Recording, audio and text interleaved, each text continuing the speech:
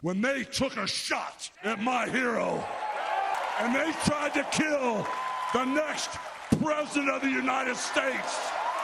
And I said, let Trumpomania run wild, brother. Let Trumpomania make America great again. Hi, I'm Andy. And I'm Roger. And welcome to The Middle, where we try to have thoughtful conversations about awkward topics on our search to find the middle. We're going to give you last week's news today. It's a slogan we should put on the t-shirt. Stop touching her! I am tonight announcing my candidacy. Taylor Swift. Look, my biggest issue with marriage is that I think that it's a fundamentally flawed institution that is built on the oppression of women. I will not be lectured about sexism and misogyny. Having truly rational conversations about controversial issues is risky these days. Roger. Andy, how you doing? I'm good. Did you manage to watch The State of Origin last night? I did this time. It was only one of the TVs in the house was actually hooked up to free to air, and so I was huddled around that. And I got to watch. It was a good match. Did you? I'm assuming you saw the whole trilogy. Yeah, definitely. So it would have been like a couple of months ago, 6 weeks to 2 months ago, we were discussing the send off in game one. Since that time, since that time we had game two, which was played in Melbourne, and it was a resounding victory for New South Wales. And the big setup decider was, the Queensland home game. New South Wales, very poor record in Queensland. Yeah, and it was sort of an odd game in some ways because it was very low scoring for the first sort of 60 minutes. In fact, I think it was 2-2 or something, and but it was still such a good game, despite it. Yeah. I'm not used to it, and not used to that kind of really tight, just 2-2 for the majority of the game, right? It's just not what you've come to expect from Origin. And it was also I think it was a game where, we're used to, I think, seeing the prowess of teams, in the offense, scoring tries and heroic efforts, But this was more one of those ones where it was all about defense. It was all about just seeing kind of the impenetrable, each side was sort of impenetrable, in whichever way their defense was just, keeping the game. Anyway, it was very exciting. We had a good win for New South Wales in the end. I know. And just over I suppose for our listeners who aren't really into it, and my partners, I remember at one stage, I was on my feet and I was yeah, it was a New South Wales, had an amazing try, moved the ball around on the outside wing. It was incredible. Really, really good play. And I'm you've missed it, but here's the replay. Look. She's I couldn't care less. No, she wouldn't even look up from her phone for the replay. I'm this is a good one. Well, it's all I guess what's interesting about rugby, I guess there's a rugby league we're talking about, in case anyone doesn't know what the hell are these Aussies on about. Rugby league is not a widely played sport outside of Australia. In fact, I think we're probably the only country apart from Papua New Guinea where this is a top sport, right? And because of that, the elite, the pinnacle of this sport isn't actually the international game. So I'm conscious we've also had the Euros on in the past couple of weeks as well. And the pinnacle of football is obviously the international level. But for rugby league, the international game is actually, even though they do have it, it just doesn't have the same luster because the quality of the football is not, of the rugby league being played is not as high a standard as this. So this is the highest you can get. And and then the players are passionate about it. This is New South Wales, a state in Australia versus Queensland, and it's the pinnacle for that game, and it's very tribal as well. So it's a great. It's actually, I really love Origin. It's such a good spectacle, right? And League's a really good game in terms of the pace and the simplicity of it, and it's actually just a masterpiece in that way. But I think it's a good example of how you can have sportsmanship, adversary in sportsmanship, and not get too serious, right? You can come together to hate each other, right, for that allotted time, but still come out of it without scar tissue. And I really like that part of it, right? I like that part that it's not you know, we don't have the same hooliganism as some of, like, you know, talking about soccer and football around the world. We don't have that same kind of thing going, even because it's so manufactured. It's so like, it's such a spectacle, right? Like, to get behind your state. So I really like that. The other thing I kind of wanted to check with you on the game was, inevitably in all the origins, I was just, you know, it's a honor to play for your state, and it kind of means you've made it to the top of the code. But there's always biff. There's always like shoving, and then the teams get involved and they have to be split apart, like every time, every time, right? And my question for you is, like, a lot of these people, like these people play together in their own teams, in their league teams and stuff like that, but it always happens. Do you think it's just a situation where the nature of the pushing and shoving of the line just revs up these like meatheads and they just can't control themselves? Or is there something else going on? Like, because it feels very natural to me. It doesn't feel like, say, ice hockey, where it's part of, you know, the culture of the game to kind of like fist on, right? Like, what do you think? Is it just that they're just swimming in a pool of testosterone and they can't help themselves, or what is it? No, I don't think it's testosterone. I think it's the niggles part of the game, right? So is the whole thing is you talk shit, you talk smack on the field, and you try and like make that player crack and get frustrated. So in rugby league, they had this kind of crackdown where, you know, clenched fist into head, into face is like, you can't do that. Otherwise you're, you know, in the bin, sin bin that is, or sent off or whatever. And so they actually don't do that. So you have this really weird thing where they're actually sort of fighting, but they're kind of doing these like flippy, floppy, slappy type motions, because they can't actually punch them. But they used to have like full on punches, like throwing punches. And but I think now it's just they're trying to taunt the other player or a particular player into either punching back and then they get sent off, so it's like a tactical play, or on the field, like when they're, you know, giving them the little slap over the bum after they've fucked up or something. It's like to rile the player up so that like they lose their emotions and they lose control of and then the good players know what's going on and they just deal with it. But there are players who react to that. And so I think it's a bit of tactics there. But I'm talking about the whole, you know, well, like both sides come together and they're pulling each other off, and like it's the full brawl, right? It's the full biff brawl, which happens, you know, every single origin. But they are only like, they're grabbing at shirts and they're, you know, it's all very manufactured. It's all very it's performative. Like, it's not. Well, that's what I wanted to check with you. Do you think it's performative? Because yeah, I think it is. Yeah, I don't think definitely, like, I feel like at the center of it, it looks like two people that have lost control. And yes, like the people on the outside are probably... Yeah, but they haven't actually lost control. This is the thing, right? If they'd lost control, they'd be punching and fists and it would be flying, punch would be flying everywhere, right? But that's actually never what happens. It's this confected kind of like, no one wants to throw a punch, so... Yeah, but the natural state of men fighting is not actually punching. It's kind of like strangling, shoving, like wrestling. Like, I think it is. There's I don't know.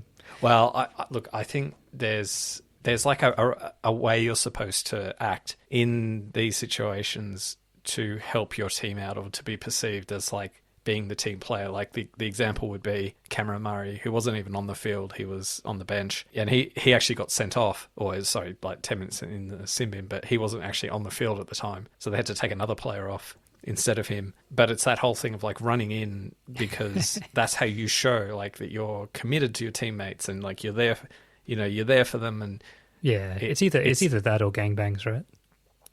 Can't go anywhere with that. It's true though. All right, so this time last week, I think we recorded our contemporary episode on US politics, and I think we released our last episode on Joe Biden. I think we released it. Well, our usual schedule is like 5 a.m. or something on a Sunday morning, Australia time, and we busted a gut to get that one turned around so it could be super contemporary, so that, you know, we've got to be talking about, you know, Joe Biden, all his stumbles. We've got to get it out as soon as possible, otherwise it's going to get overtaken by events, right?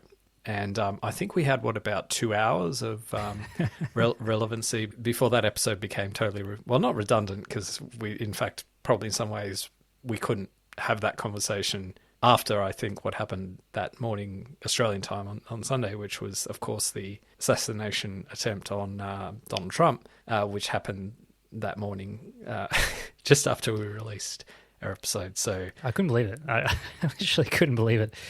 It's like, you know, it's like doing a a terrorism episode the morning of 9/11. It was incredible. I remember waking up early with the kids, and my dad was already downstairs, and he's like, had the TV on, and he's like, no, this is live. This is live. And it was crazy. But, were you surprised? At the assassination attempt? Yes. In some ways, it would have been less surprising if he had been killed, By what we saw a bullet literally millimeters, if it were millimeters, in a different, like, if the wind was blowing slightly less or whatever, in a slightly different, we would have seen a very different outcome. And then not only that, like, some of these photographs, right? Some of the... Unbelievable. The imagery, like... So in that sense, I was surprised, yeah. Because the reason I ask is because a lot of commentators and things going around say that, I'm not surprised, right? Like, given everything. And I just call bullshit. Like, how can you not be surprised by this? How can you not be shocked is probably a better word. Like you said, the nature of it, how dramatic it was. The fact that, like, it wasn't just some random gunfire and people went down. The guy, like, he dodged death, right? Think about a bullet grazing your ear. Your ear is literal centimeters away from your brain, right? This is like a close call, the definition of a close call, right? This is absolutely crazy. And it is shocking, right? Like, I mean, I can't believe anyone says that they're not surprised or they're shocking or whatever.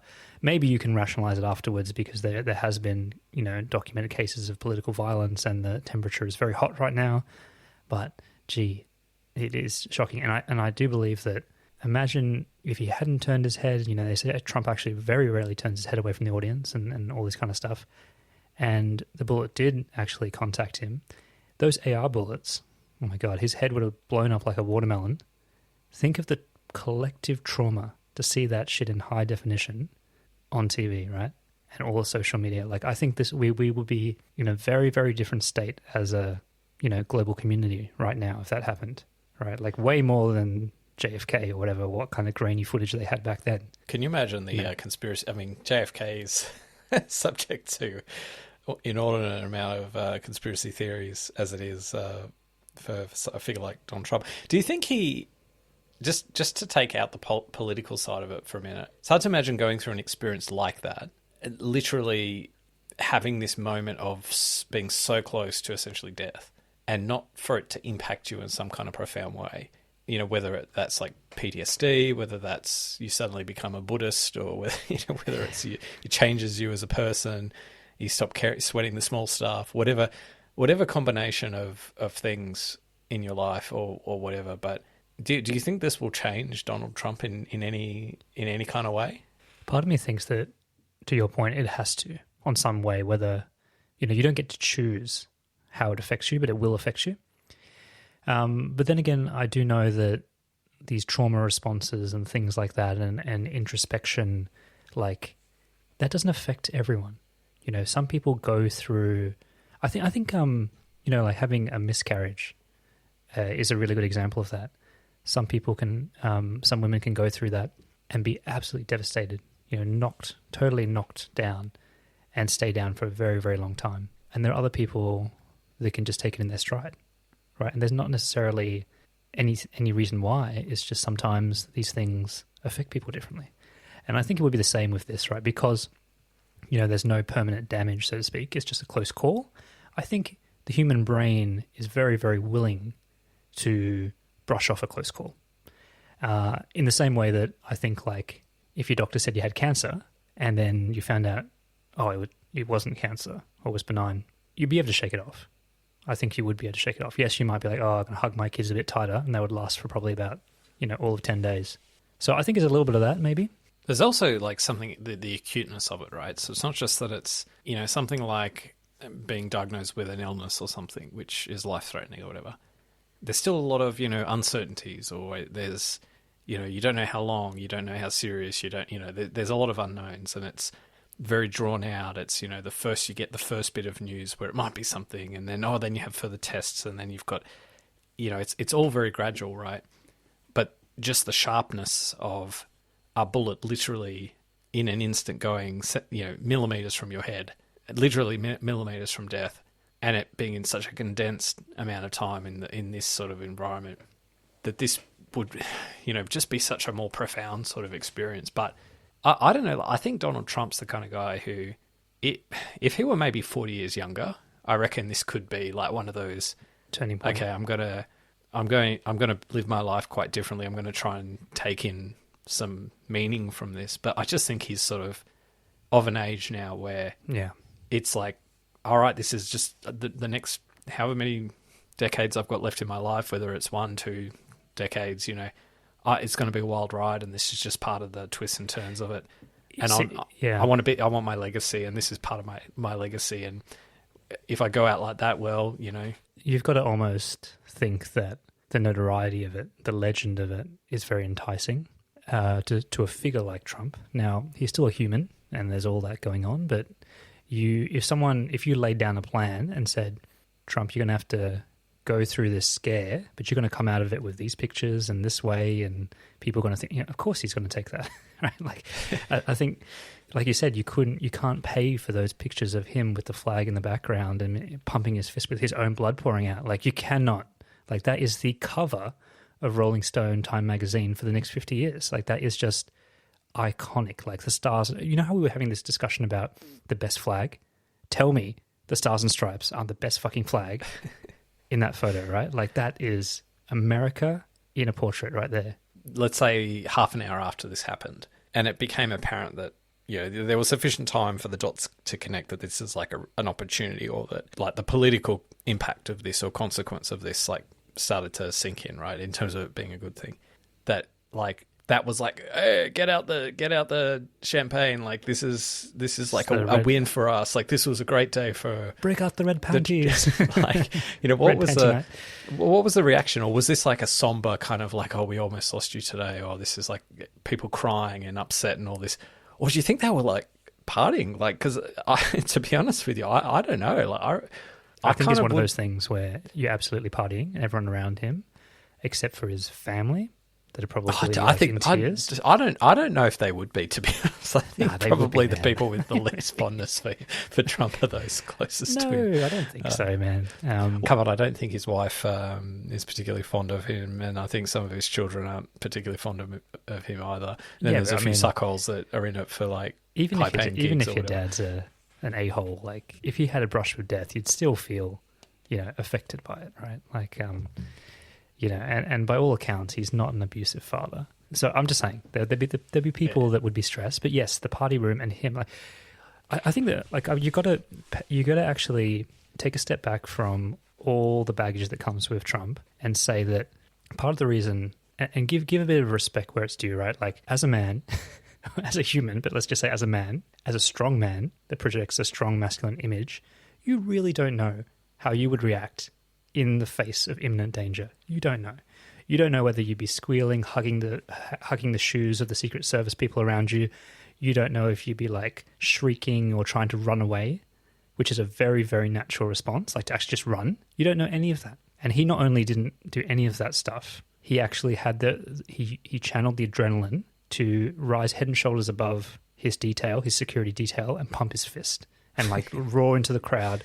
And whether that is political instincts, that this is going to be the most amazing shot ever, or he is literally just made of the right stuff, you've got to give it to him, right? Because you could not guarantee that for all our leaders, right? And you might have an argument about whether that's important or not, but deep down, the human race knows that actually, like, that is important. That's a good thing, that he, in the face of danger and under pressure, that's how he behaves. And I think that admitting that's a bit hard for some people. I don't know that that's necessarily a pliable skill or a pliable instinct that necessarily... We value courage. We value courage as a society. Well, I think he had a great photo album generated from this, and I think it confirms he's a political animal. Maybe two scenarios. He's either absolutely like his political judgment on the fly, always thinking and always acting and doing and saying the thing that will land in a way that no one, like, in fact, he's like so far ahead of anyone else that people don't even understand Trump, right? Like, pundits, like the political commentators never have understood Trump, right?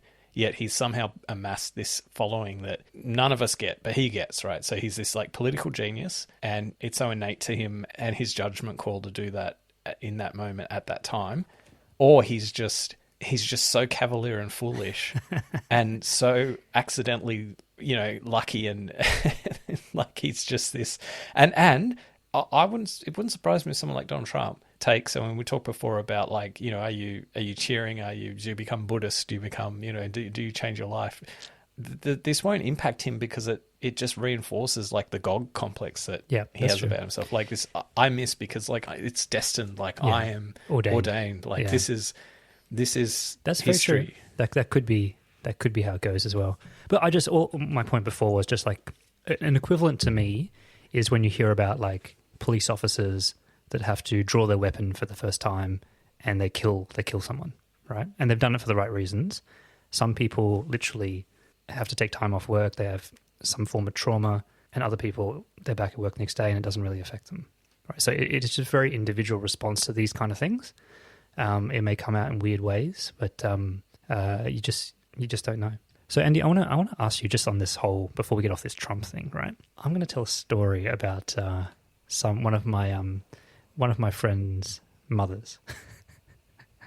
So he told me the other day at work that she was kind of like at a hotel when she heard the news about Trump, right? And it was just kind of playing, and she was in the hotel kind of bistro for breakfast, and she kind of said out audibly, "Oh, it's a shame that they missed," right?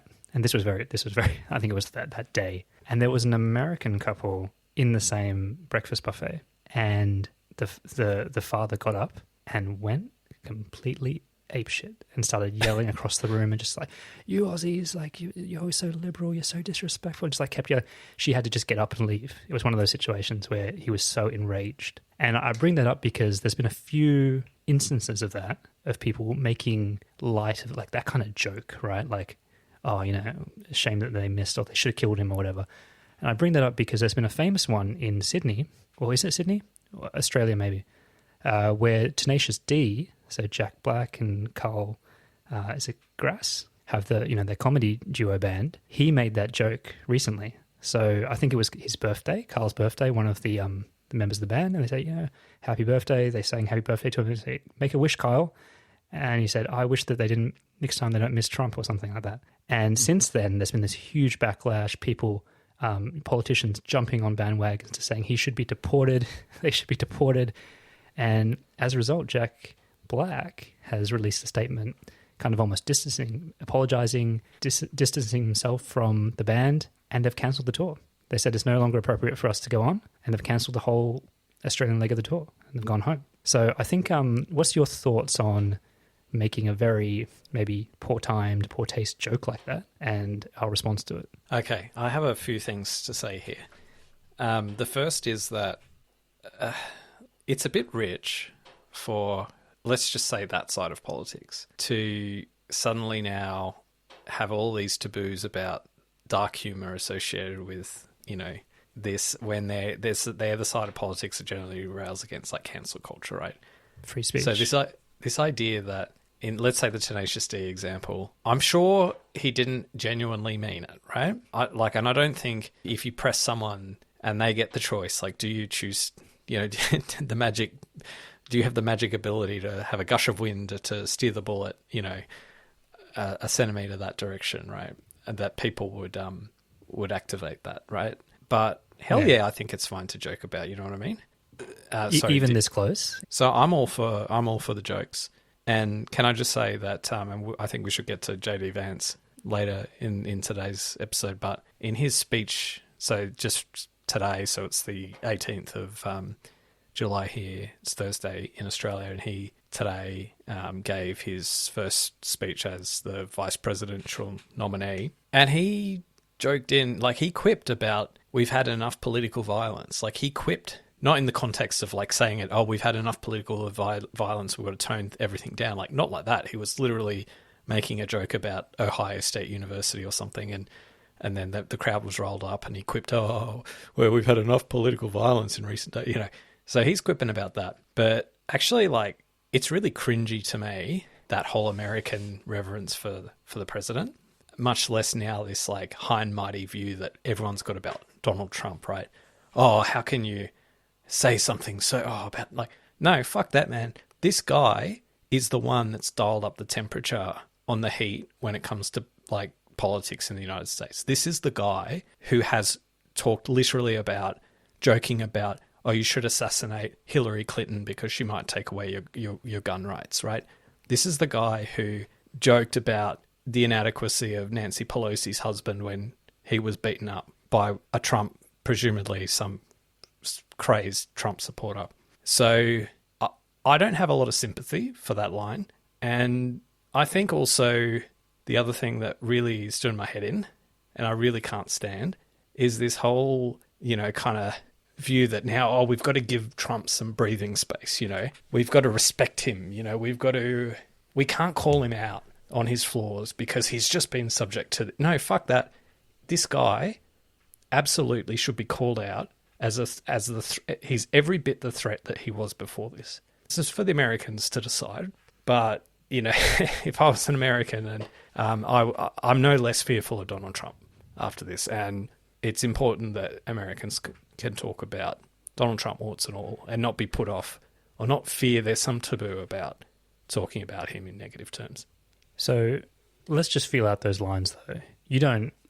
What about commentary that blames Trump, like he brought this assassination attempt on himself? Violence is not an appropriate or proportionate or reasonable response to a politician you don't like. So it doesn't matter what Donald Trump's done. It doesn't matter, even if he's said a few sort of slippery lines here and there and all that, like, obviously that's no justification for it. So of course he didn't bring it on himself, right? But that said, Donald Trump has potentially done things that could have contributed to or riled up his supporter base to commit political violence against other people, other candidates, other parts of the American political system, including the riots on the Capitol. So where people did die. Maybe he didn't bring it on upon himself in the sense that, or he didn't, he has himself to blame for this or whatever. But any notion that there's this kind of, we need to give him like, this sympathetic view for some reason. Like I don't buy into that. Yeah, no, I agree. But I also don't think like it'd be, it'd be the most hilarious thing if, Trump is sitting there, that night, he's having a cold beer or a Coke or whatever he drinks, Diet Cokes or whatever. And he's thinking to himself, fuck, I hate guns, but I can't come out against guns. I can't come out against guns right now because it's the wrong party. Yeah, look, I agree with what you're saying. The only bit that I would want to add in there is that I think Australian politicians calling for deportation of Tenacious D because of these comments can go to hell. You don't give a fuck about that. You just that is really crude virtue signaling of a kind that I think is so transparent that it's like you need to go in the sin bin right now. Can I just say on that point, to the credit of some Republicans, I did sort of mention the whole thing about cancel culture. I have seen a couple of, bits of clickbait where there has been this alternate view put forward among sort of Republican supporters. So, including regarding the Tenacious D thing, right? So, I mean, can we just let's be clear what's probably happening behind the scenes. Jack Black said, "Look, I've got a fucking movie career. I've got other things going on in my Hollywood career, not just Tenacious. Tenacious D was just this side project thing. So for me to put a silo around myself so that I'm protected from this fallout, I've got to go hard in this and distance myself as much as possible." So he's gone for the nuclear option in terms of cancelling and saying, "Oh, I'm holding off," because he doesn't want to be tarnished with this, right? So he's made a defensive move, and I'm sure he's had the conversation with his I don't know, so I can't remember the name of the other guy, but Kyle, yeah, he's had the conversation that, hey, look, I've got to do this. Look, you fucked up. I've got to protect my career. Yeah, it can't be the next Dixie Chicks. Yeah, so I think he's done that, right? I don't think Jack Black is genuinely so offended by it, right? But you have had Republicans in America sort of say, hey, what's wrong with that? It's fine. We don't support cancel culture. Of course that should be fine. That should be something yeah, okay, even if they didn't agree with it, it doesn't mean they should be cancelled. But And the other one was this, there's this sort of like viral clip going around the internet where it's like this Home Depot worker in America, and apparently she typed something on Facebook or something about, oh, shame that the bullet missed or something like that, right? Exactly the same line that we've been talking about. And then this like fucking high and mighty dude goes into the shop and films this thing and picks out an argument with her. And she's just sort of like, well, I'm at work, like, what the fuck, like, and making this whole thing. Social media account private, honey. Well, so and this guy's uploaded the video and it's gone viral, and like she's lost her job, like this is becoming like a bit ridiculous, and then I have seen some like apparently it's divided like opinion where there's like a lot of Republican or Trump supporters like actually standing up for her, saying, well, you know, she shouldn't. Yeah, like this is that's a fair point. But I think there is a line, right? You can't be so, you know, lost in the clouds that you don't think there's any line here, right? Like, you know, if say people were joking about Anthony Albanese, if he had a bullet kind of, you know, graze his ear, or heaven forbid even, you know, actually get him, and people were joking about it and saying, oh, he was a rubbish, you know, prime minister, and I'm glad that he got shot, or, you know, I wish he was maimed even more, or whatever it is. There's obviously a line here, right? Like, I think that you have to expect that when it's just happened. Okay, just to riff on this a little bit, I'm not 100% sure about that, because for one, we're talking about a joke here. In most of these cases, they're quipping it, right? They're not.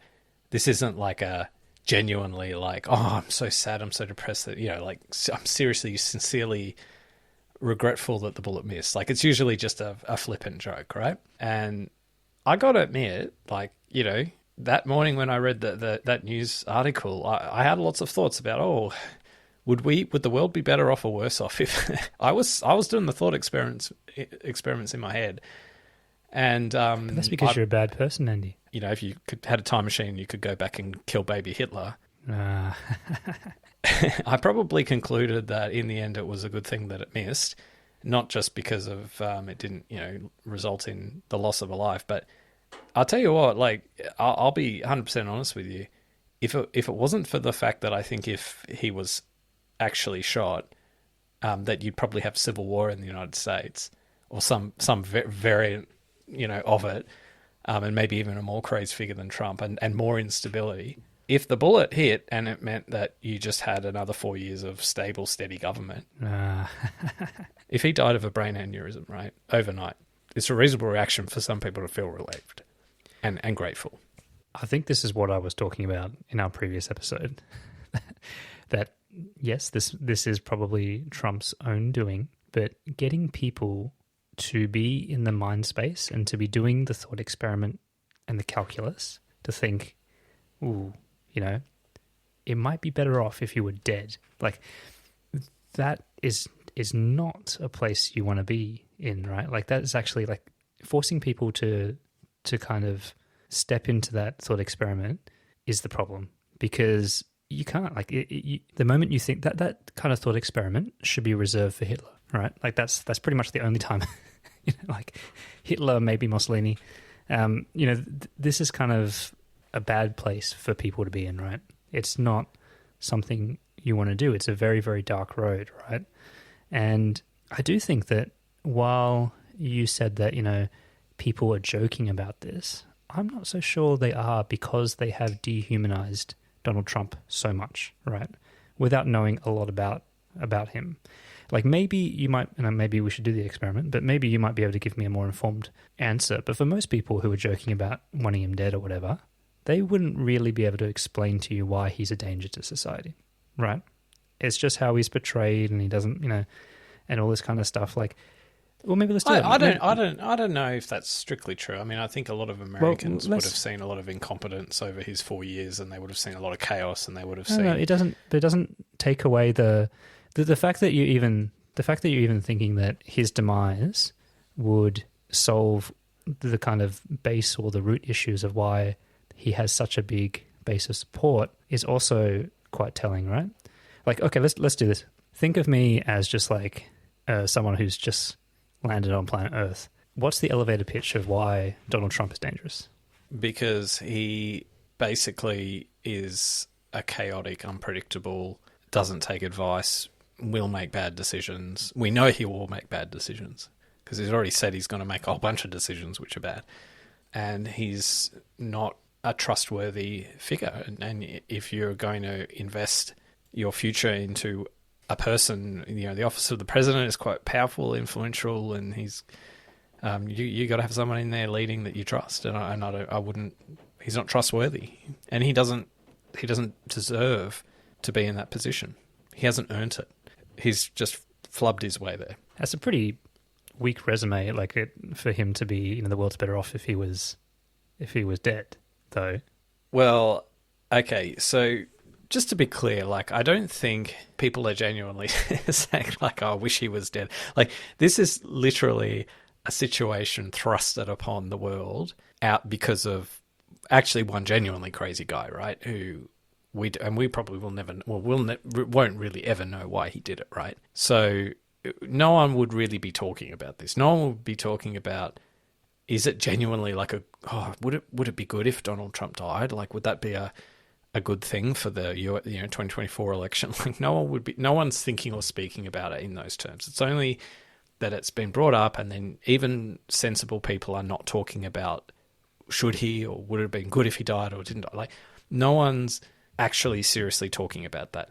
There are at the fringes of society either a bad joke on a stage at a rock concert in Sydney, either some cashier at Home Depot on Facebook making a poorly thought through comment on social media. That's the space within which these comments are coming. It's not we're having a little bit of a philosophical conversation if we're sort of talking about would the world be better off in much the same way as, the old Adolf Hitler as a baby kind of thought experiment, right?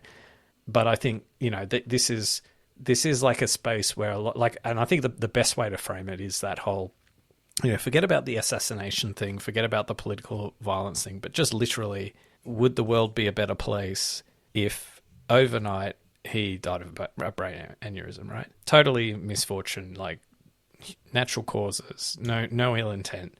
If your starting point is that he's a very big risk, I could totally understand why a lot of people in America who are very, very worried about Donald Trump being their next president again, why they would wake up to that news feeling some sort of combination of relief or maybe not the kind of sympathy they would have if, let's say, Obama died overnight of a brain aneurysm, right? Or another US president in history, George Bush or whoever, right? I think people would feel sympathy or would feel sorrow if that happened. I could imagine why people wouldn't feel sorry if it happened to Donald Trump. You're painting it out, though, as his time in office was a universal failure, and there weren't any achievements, there wasn't any positivity or anything like that he was just I don't know, that sounds pretty accurate to me. I don't think so. Okay, what just from a legacy point of view, so forget any individual, there might be some people who say, oh yeah, he cut taxes and that was a good thing or something, right? But in terms of a legacy, record highs before COVID as well. What's the legacy that he's? And I don't just mean the ins and outs of any specific decision, but in terms of America being better off for Trump as opposed to being worse off for Trump. Is there there's a few things, right? He's got he's got some tax cuts in there. He did the reforms around the non-violent drug offences and the sentencing there. He the Abraham Accord stuff that they were able to push through.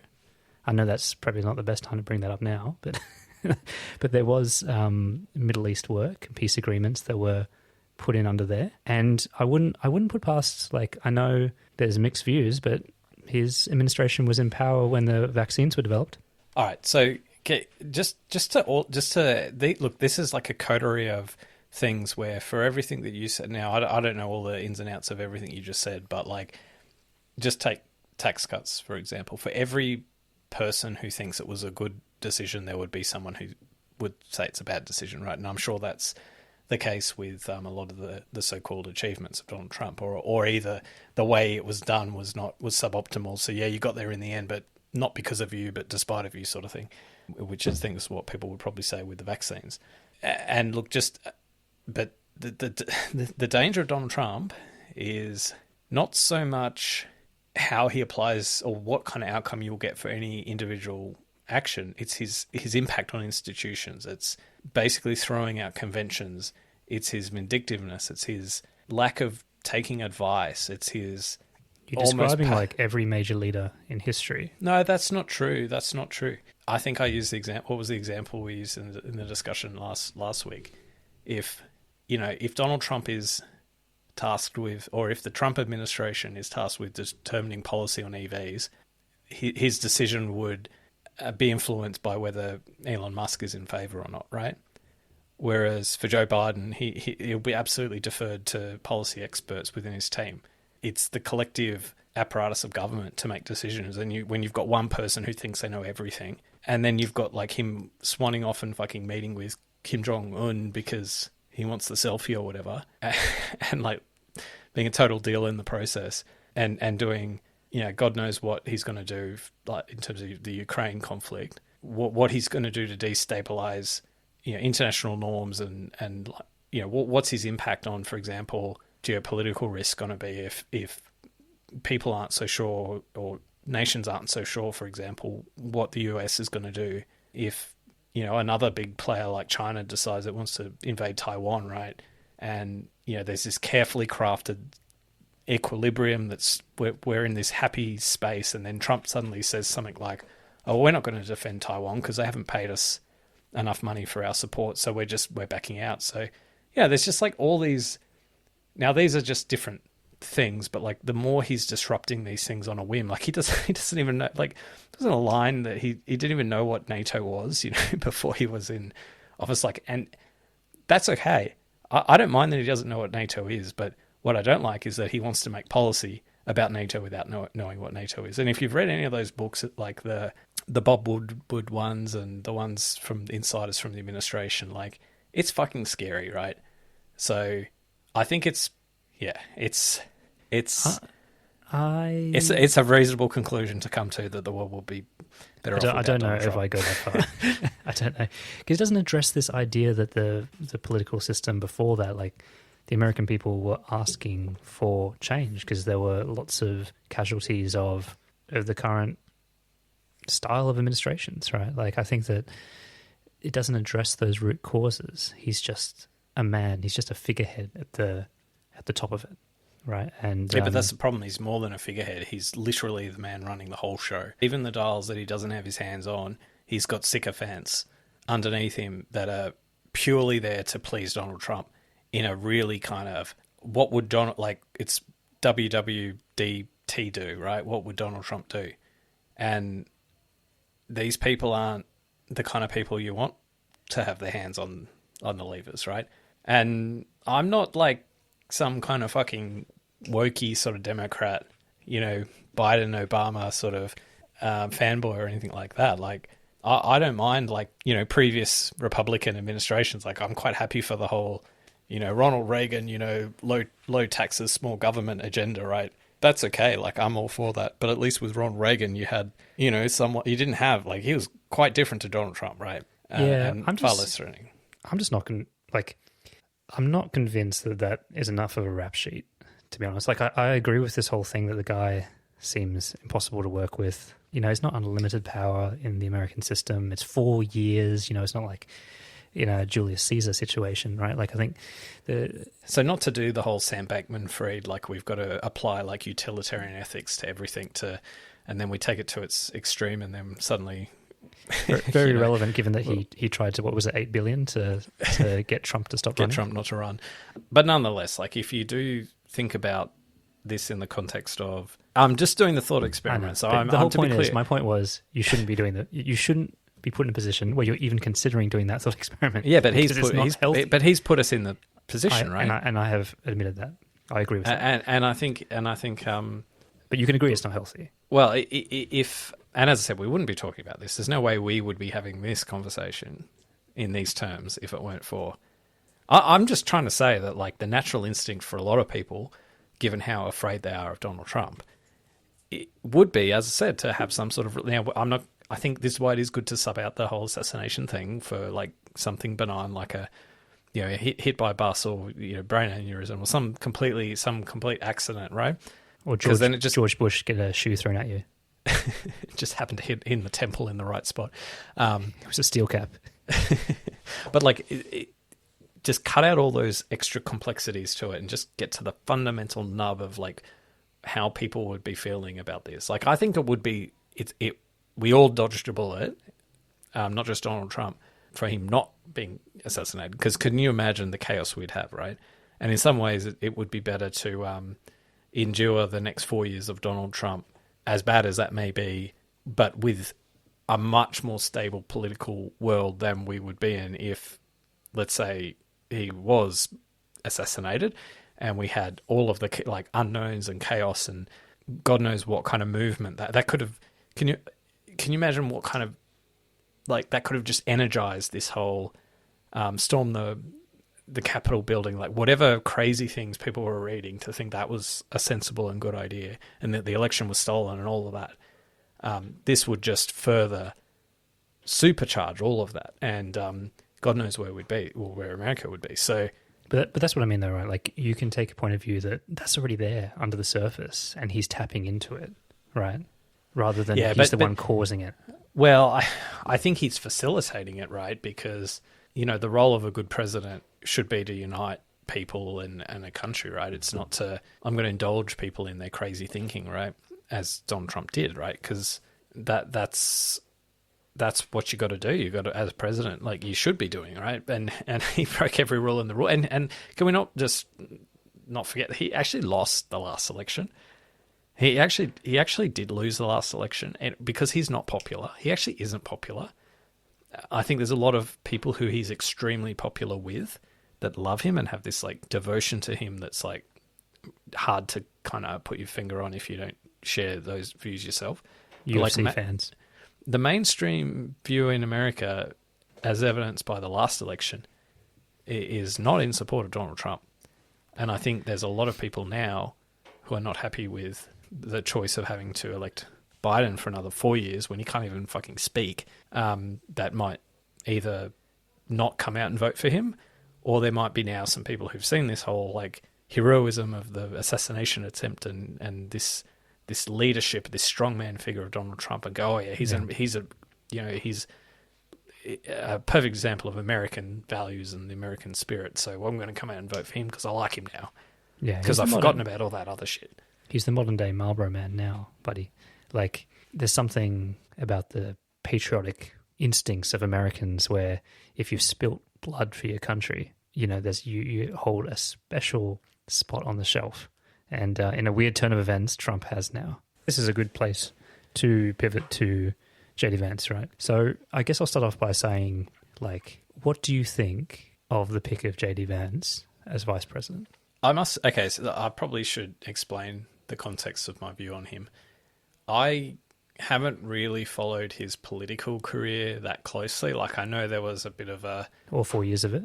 Well, I know that he had this whole thing where he got the support of Trump and then was elected to the Senate, and there was a few news articles. I followed that very loosely, but virtually 95% of what I know about JD Vance comes from his book, right?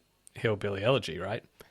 Which I read, I don't know, maybe 2016, 2017, something like that. And I actually listened to the audiobook and he narrates it. So I've got his voice in my head, right? And I got to say, from that book, I have a very high view of him. I have a very, this is one of the good guys, right? In my mind, right? And I say he's one of the good guys in the sense that he's had hardship. He's a real person, he's had adversity in his life. He has navigated it to become successful. He's smart. He's capable. He's in tune with Americans because he is an American. He's not an elite. You know what I mean? Yeah. Yeah. So I have in terms of JD Vance, the figure that I know that I've got in my head is I have a very positive view of, right? But I know I know that since I read that book, he's done this whole all right, I'm a politician now, and I'm going to do everything that I have to do to rise up the ranks. And so I think the JD Vance because I watched his speech today, as I mentioned earlier, and this is not the JD Vance that I had in my head when I was listening to him narrate his audiobook. Like this was a very different JD Vance. This was someone completely different. Tell me how. Well, just I guess one of the things, like if honestly, like if anyone hasn't read or listened to Hillbilly Elegy, I would absolutely recommend it. Like, I gave it 5 stars on Goodreads, by the way. It's a very, very good book, and he's very real. You know, like it's raw. It's it's a great book, right? For someone so authentic in that book and so real in that book, to then be so mini Trump-esque on that stage, like, is somewhat hard to swallow.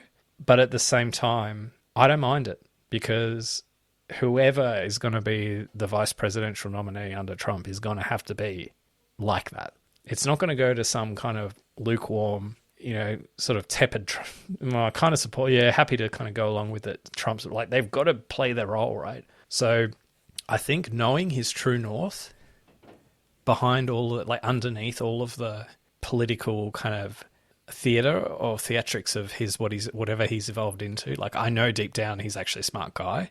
I know deep down he's actually a good guy, and any position he's taken, like, so I read a lot of articles saying, oh, Trump's, the hubris of Trump choosing like mini Trump kind of, oh, JD Vance is terrible and all this stuff. No, I don't buy that. Like, come on, like, this guy is actually the real deal. Like, he's not, he's the real deal in a way that Trump is not even the real deal, right? So I think just knowing that the fundamentals, like deep down, like who the person really is, like knowing him in that way, in a way that you can't really know any politician that as intimately as, like, I feel like I know JD Vance, having read his book, right? So I think it was a good call, and I think he's in it because he wants to be president in 4 years' time, and he's going to play his cards so that he is president in 4 years' time, and then he'll be his own man. So yeah. I think so number one, I think that the pick of JD Vance by Trump comes from a position of power, of commanding power. And the reason I say that is that he doesn't add that much to diversifying the base, and he carries baggage that can be attacked by the Democrats, right? So, and Trump's kind of working fairly hard to try to water down the whole abortion thing, and picking JD doesn't really help that. It's like a red flag to a bull in a lot of ways, right? He's a staunch. But see, I don't think that he is. Well, okay, but there's the target, is all I'm saying, right? So in terms of the strategy, coming from a place of power, they feel that the campaign can handle it. But what he brings is a treasure trove of potential, right? A lot of it's because he embodies, in my mind, like he embodies what everyone in America wants to believe, which is the American dream is still alive. It's still alive and well. And he is kind of the American dream, right? He's come up from fucking redneck, downtrodden, drug-affected upbringing to being a top dog, Obviously, using your intellect, this whole thing of upward mobility, he kind of still represents that hope for America, right? And this idea of making it to the top, making it out, pulling yourself up, but still having enough of your soul, your kind of your morals to still have something to stand for, right? And I think that is very, very, like, that's a very powerful kind of narrative to bring to the table. And a lot of that's his age as well. I mean, the dude's our age, He's like 39 years old. And we were talking about, you made this really good thing about how we're going in the wrong direction for the generations for the presidency. How, we went a boomer for Obama, then back to the silent generation. But in classic, forgotten Generation X, we could look at a situation where we skip them too and go straight to Gen Y and get a millennial in office. And I think that is very sexy. But no, I think it's very easy to see that this guy is very, very clever. He's layered in a way that I think will only unveil himself in very key moments. He's going to absolutely be incredible on the debating floor. I'm salivating at the Kamala and Jay Do you know debate.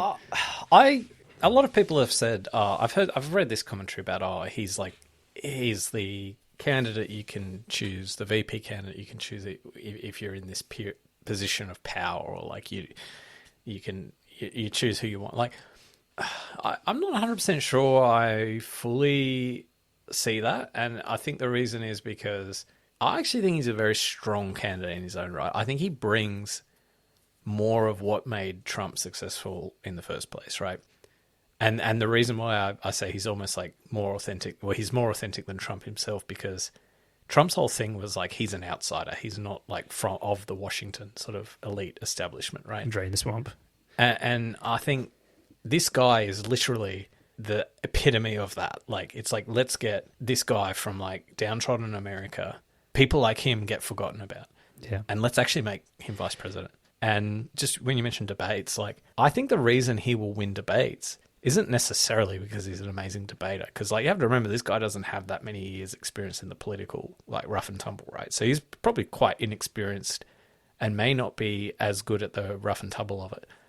But it's hard to be a career politician from Washington and not come off looking like a dickhead. Like, it's almost like if they attack him in the same way as they would attack another career politician, it almost comes across looking like they're attacking impoverished Americans. Like, so he's the figurehead for downtrodden Americans. Yeah. So if Kamala Harris says something about, you're doing this about blah, you don't care about these people because you support Donald Trump or whatever. He says, what the fuck do you know? Like, my people, my family, my people, like, you've got no idea. Like, you just live in your mansion. Like, so you have so many lines like my that. mom used to smoke rocks. You don't know anything about fentanyl because you've never fucking taken it before. Chinese fentanyl. I think, though, you're correct. But like you said in the previous episode, Trump has got the base covered. He's got them all riled up from the slap and tickle, right? That's why what I mean, like, it puts a target on the campaign's back because of abortion, and some of his stuff around we'll go to in a second with economic policies. And the second is he doesn't diversify the base, right? Like, I don't think he kind of reaches out. So that's why I think it's still, I'm okay with that line that he's not the safe pick. The concerns people have with Trump's like kind of like what we've been talking about earlier, which is that he can't be trusted to run an administration. So like the quintessential pick for Trump is literally a seasoned career bureaucrat from Pence. Washington, right? Because he knows government and he can run government, right? So, I don't necessarily know who that person is in the Republican Party, but I mean, there's no doubt many that could play that role, but I mean, it's obviously Joe Rogan. Why are we even beating around the bush? The one thing, though, like with JD Vance, just based on the transformation that I feel I've seen in just literally 24 hours, like having watched this speech with him and, learning a bit more about him, as in how he is as the politician, like there is such an evolution that's happened to this guy that as a result of that, I know literally that every position that he has held as a politician has literally just been opportunistic. It's literally just been, what is my pathway to get like one step up on the ladder? So like, he's now been nominated as Trump's VP candidate. He is the shoo-in to be the presidential candidate in 4 years' time. And the next 4 years for him is literally just going to be, I'm just going to make Trump happy, keep him happy, keep his base happy, and I'm going to be president in 4 years. That could be a problem, right? Because I think that, if Trump wants him to be an attack dog, it's going to be tough for him because he, like you said, needs to survive these 4 years with enough kind of capital in the bank to transition or to succeed him.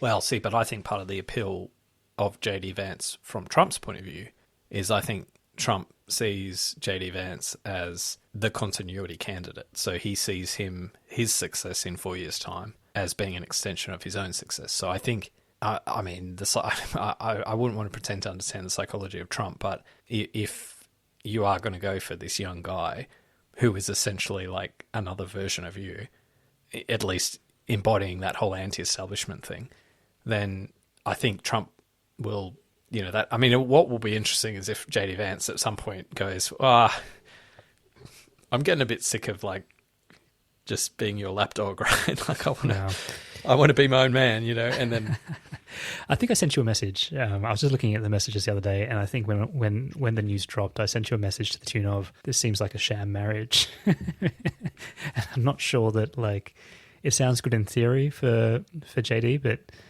does he have the stomach for it? And these people, like what? I mean, this guy, he's very ambitious, right? Like absolutely extremely ambitious, and he's now vice president, and he would be odds-on favorite to be president in 4 years' time. Yeah. All I can say is don't shave that beard, because I had the unfortunate experience of seeing him without his beard, and he goes from looking like rugged redneck lawyer to Porky Pig in like 10 seconds flat. So now how we were talking about those AI apps that can like turn any picture into a nude, like a pornographic. Oh man, nude. where are you going with this? Well, maybe some Democrat super fan will come up with an app that removes JD Vance's beard. That'd be good. Hijacks the signal, like maybe Anonymous can hijack the signal from his live address and in the debate, and can kind of superimpose like his beard off. Yeah. Do you think that there's an AI porn scene that could be developed so heinous that even though it's not real, no one could even look at Trump afterwards? I'm just waiting to find out what happened in that Moscow hotel room. The urination? Golden Gate. All right. Let's wrap it up with just a final reach around, if you will, the caress of the beard from the back, on a prediction we made in our last episode, which was we took bets on whether Biden would still be in power. Whether Biden would still be the nominee. And obviously, as of the 18th of July, he is. What's your view? Because there has been movement, and there's a lot of senior people, and I think when we spoke, George Clooney hadn't done his whole thing saying that Biden, he was wrong about Biden. I think he had. Had he? I remember talking. I think we even talked about it on the pod, didn't we? Oh, maybe cut that out. I don't think we did. But anyway, where do you think? Where are you at now with that? Because my view back then still stands that TikTok times kind of that runway is evaporating. They're in the grass. All right. So I have a daily habit of looking at the odds just to see what the deal is, what's going on. So let's talk about the other developments today. So number one, Biden's got COVID, right? So this is like this would drive a whole news cycle in its own if it weren't for everything else going on, right? So Biden has COVID. He's in isolation. Why do they even tell us that now? Well, seriously, why are they even telling us that now? So there was a report, and I'm not sure if it was an interview he gave or he has given, but it hasn't been broadcast yet. Or anyway, but there's this comment where apparently he was asked, like, what would it take for you to like stand out or not contest? He said something like, "Oh, if I had some illness, right?" And then now he's got COVID, right? Oh, come on, it's too predictable. No one's going to believe that. No, but the other developments are that Nancy Pelosi, Chuck Schumer, I think you maybe alluded to it, have been, the two most senior Republicans have been to had a conversation with him. So even the fact that he's talking Democrats. about it, like, Democrats. Even the fact that they're talking about it, it means it's like, they've shown him polling that he can't win and all this sort of stuff, right? I'm just trying to pull up the correct the odds, right? Because I think what's the movement? So I think I had a look at it last week, and I think I said 155, right? I think I said on the pod that Biden was actually behind Kamala Harris to be the nominee, but only marginally. So they were both like it might have been like, I can't recall the exact numbers, but it might have been like 225 to 235 or something, right? With Kamala Harris at 225. So I checked it after the assassination attempt and after like some of the commentary about him standing down had died down a little bit. And he then shot back up to being the favourite, right? It was like, no, not going to happen. He's going to be the candidate. And I think he was down to like $1.40 to be the candidate or something. But now it seems to have flipped back. So Kamala Harris is now $1.91. Joe Biden is $2.40 to be the... Where's Michelle? Michelle is $14. And she's number 3, by the way. So I think we've spoken about Gavin Newsom, but he's $15. So Michelle Obama is there. Michelle's above Gavin. Yeah. And then there's a whole bunch of others. What about the Gretsch? $23. Really? Okay. So it does look as though it's going to be Kamala Harris based on the collective views of the betting public. Put it all in black. So then if we go to the actual election itself, okay, if we go winning party, so forget candidates for a minute, winning party, Republicans are $1.36. So it's pretty... So assuming Trump is the Republican candidate, which he, pending another maybe more successful assassination attempt, he will be. Don't make me deport you. Democrats $2.70. Then if you go to the actual... who will be president, and this is where it gets confusing because you've got all these other candidates. So Donald Trump is $1.40, so there's some X factor price in there with him. But then you go like Kamala Harris is $5. Then you go Joe Biden, he's $10. Michelle Obama $23. Gavin Newsom $31. So again, it's that same thing I was speaking about last week, where that spread. Kamala Harris is not that far ahead of Biden in terms of being the nominee, but she's like much more heavily favoured to win should she actually be the nominee. So if it were Kamala Harris v. Trump, she does better against Trump than Biden does, which makes kind of sense, I think, from what we know about Biden. So to answer your actual question, which is not what the sports bet odds say, but what I think, the fact that they're still talking about it, to me, and feels like there's still this head of momentum behind it, that if we weren't talking about it, if it had died down, it was gone, and we weren't talking about it now like 2 weeks after the debate or whenever the debate was, then he might be able to survive it. But I feel like we're now at a point where he's got to know that he can't do it. And if he really cares, like, he should hand the towel in. And if it is to Kamala Harris, even that's better than him going and losing. I think maybe they were waiting to see whether they get a bit of a bounce around the assassination address, potentially. There have been times, I suppose, where, in a case of national crisis, that it can be very good for polling that the incumbent president comes and, comforts the people. So maybe they were thinking, okay, maybe this could be a little bit of a boost to kind of get the whole away from the geriatric and more towards the statesman sage kind of vibe. And he spoke very well in that address, actually. Yeah, so maybe it could be that. But I tend to agree. Like where I was when we recorded the Biden episode last week, I thought it was a Dido situation, that they go down with the ship with Biden just because it was too problematic to move. And behind the scenes, or maybe even Kamala Harris doesn't want to be put up as the sacrificial candidate because, in my view, it's still terminal, even if they change. But I'm going to have to agree with you that I think that the fact that so many headline people have now turned and cast doubt is untenable, and they're going to need to do it. So get it done. I want to finish with one question for you. We know who the favoured candidates are in terms of Kamala Harris, Michelle Obama's even there, Gavin Newsom, and so on. If you could pick anyone, so I'm not talking about the likely people, like virtually anyone you could choose, that has to tick 2 boxes. One, it has to be you personally would like the idea of it, but then it also has to be that you think they would actually like go toe to toe with Trump and could win. So you can't just say, I'd go for, I don't know, who do you like? Roger Federer or something. Who do you think?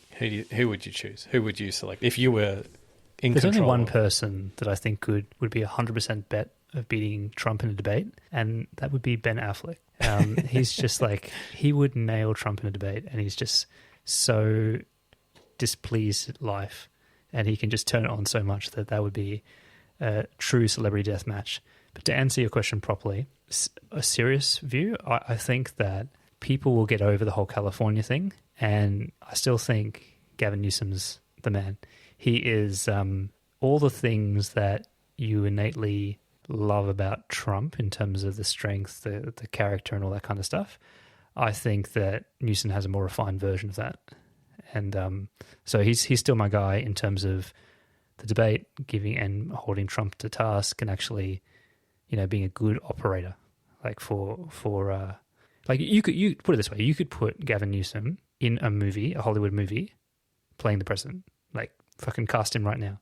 You know what I mean? In fact, like, you could replace him on any season in the first season of House of Cards, and he could replace that president easily. And that's what I mean, right? Like, in terms of like fighting fire with fire and the archetype of the American leader, I think he could slot in there. Well, for a second there, I thought you were going to say Kevin Spacey, but I am the whip. well, I think for me, without a moment of hesitation, it's got to be Morgan Freeman, doesn't it?